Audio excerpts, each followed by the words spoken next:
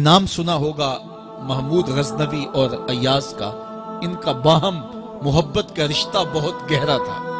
ایاز ٹوٹ کے چاہتا تھا بادشاہ کو، اب دیگر مصاحبین حسد کرتے تھے، بغض رکھتے تھے، وہ کہتے تھے یہ کوئی کیا اس میں کرشمہ اور کمال ہے کہ بادشاہ اس کو اتنا ہی چاہتا ہے۔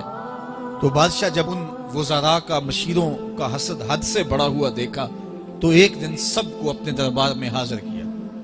دربار میں ایک تالاب تھا، تو اس میں مٹھی بھر کے موتیوں کی پھینک دی اور ایک وزیر کو کہا کہ یہ موتی نکال کے لاؤ اور یہ خیال کرنا کہ تمہارا لباس بھی، تمہارا بدن بھی نہیں بھیگنا چاہیے۔ تو سب نے کہا کہ یہ عجیب بات ہے کہ حوض کی تہہ سے موتی نکال کے لائیں اور لباس بھی نہ بھیگے اور بدن بھی نہ بھیگے، یہ تو لازمی ہوگا۔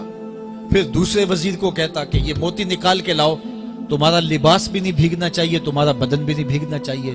تو وہ آگے سے حجت کرتا یہ کیسے ہو سکتا ہے کہ بدن بھی اور لباس بھی نہ بھیگے اور موتی بھی نکال لاؤں؟ تیسرے کو، چوتھے کو، پانچویں کو، ہر ایک آگے سے حجت کرے یہ کیسے ہو سکتا ہے؟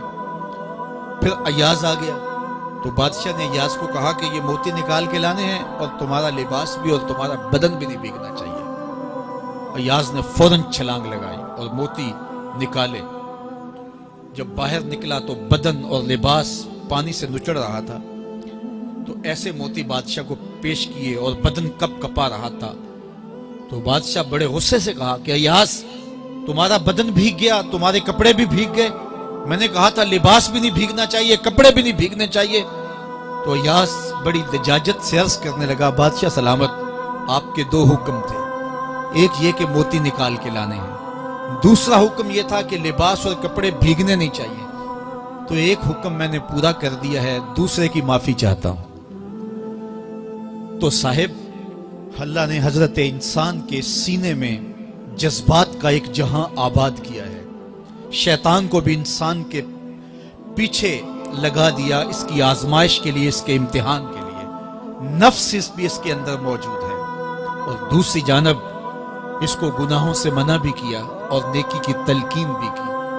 اب کتنی مشکل زندگی ہے حضرت انسان کی، آئی جان شکنجے اندر جویں ویلنے دے وچ گنا، کتنی مشکل زندگی ہے۔